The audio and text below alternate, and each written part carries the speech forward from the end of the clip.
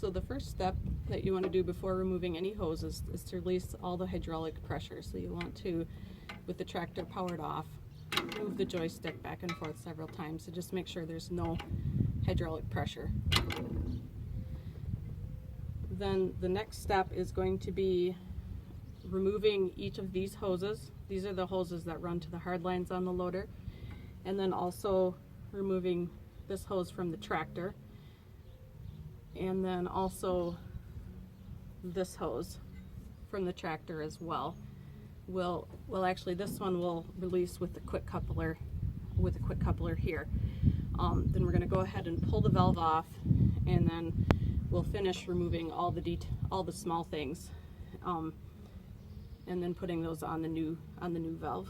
So this is the hose that goes to the tank, and I'm just releasing the quick coupler on that right now. So now the hose that goes to the tank on the tractor is removed.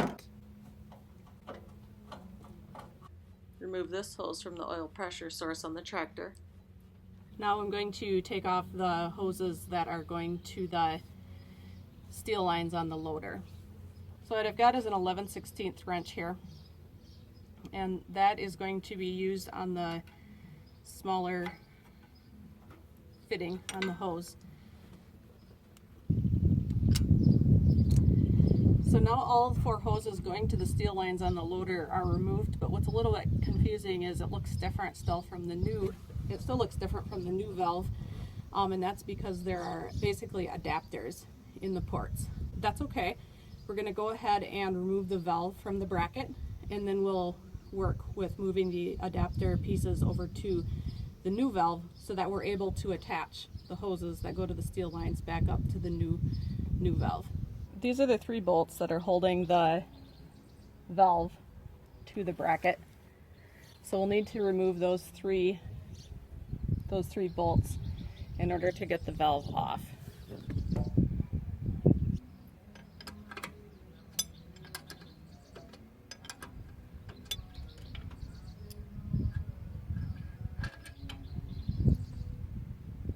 Then you'll just do the same for each bolt. This is set up with a closed center system. We're working with a 3010 John Deere, and that particular tractor has a closed center hydraulics. So what that is you've got a power beyond sleeve, and then a O-ring plug in the top of that. We do also include these in the shipment in case you don't have that, if you're switching tractors or something. Right here you see you've got the adapters. These are separate from the valve and will need to be removed and put into the new valve. This is going to the tank, so this will need to be removed and put on the new valve. This hose here is the pressure coming into the valve. The 2 tools you need for this part is the 7/8 wrench and an inch and 16th wrench. We'll use the 7/8 wrench for removing the adapters here.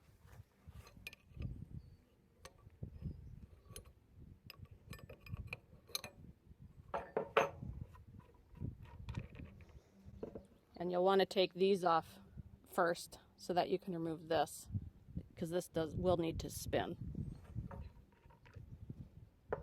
Okay, and then for this one I will also use the 7/8 wrench.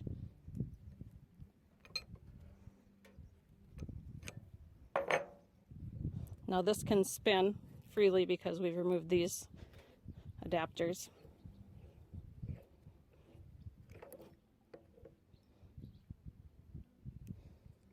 And then also for removing the hose that brings the pressurized oil in, we're going to use the 7/8 for that as well.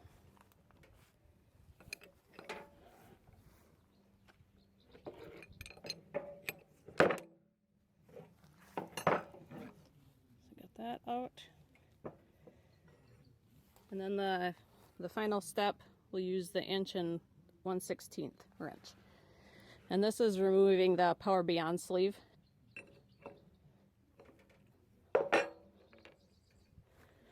So just to explain this a little bit, Again, like I said before, we're working with a 3010 John Deere tractor, which has the closed center hydraulics.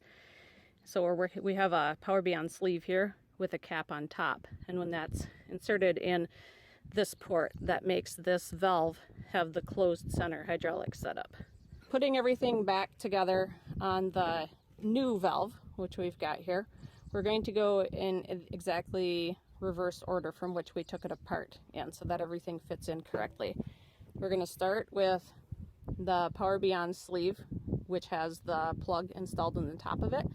When this is installed in this port, that makes this valve have the closed center hydraulic setup. There is a new one included with your kit as well. Install this in this port. And then again, we're using the 1 1/16" wrench to tighten this.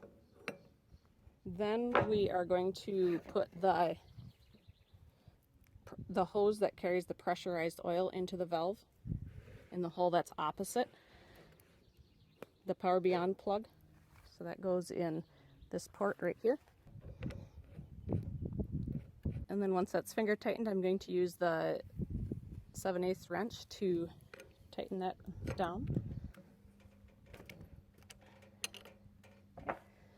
The next step is going to be installing the fitting into the port that returns the oil to the tank.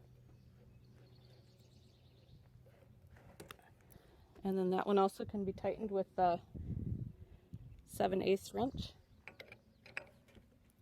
And then the last step before we put the new valve on the bracket on the tractor is going to be installing these adapter fittings into these ports.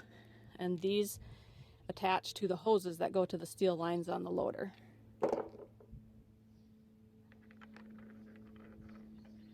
And again, you'll use the 7/8 wrench for tightening these. So the valve is basically ready to install back on the tractor. You've got the fittings in the ports that will go to the steel lines on the loader. You've got the hose installed for the pressure coming into the valve.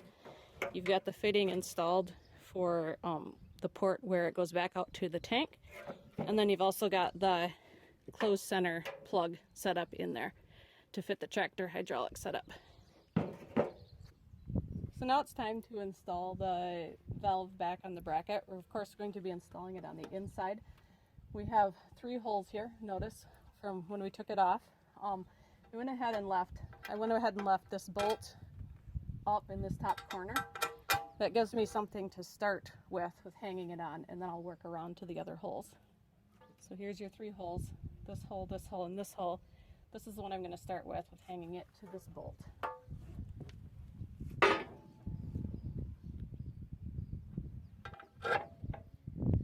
I'm going to go ahead and line up these holes.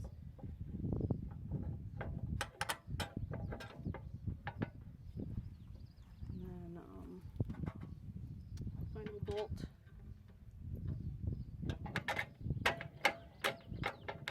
Okay, so this is just hanging here loosely.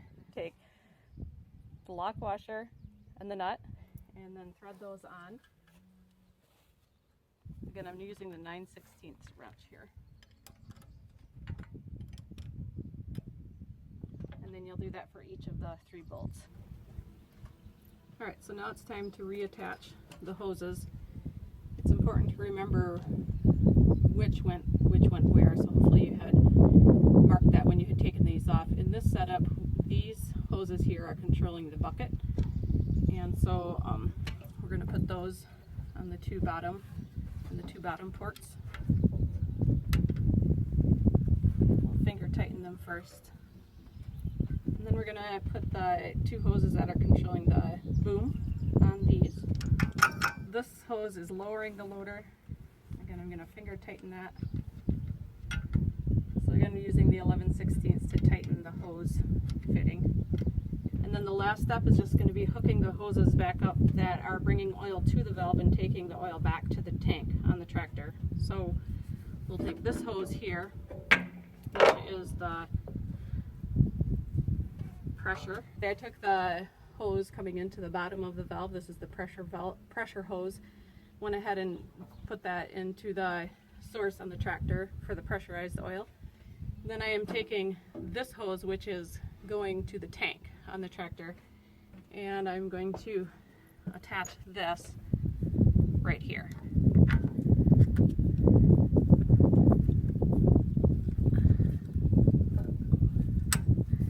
That clicks in place. Of course, we have to put our joystick on yet, but basically you have a brand new valve installed and ready to go.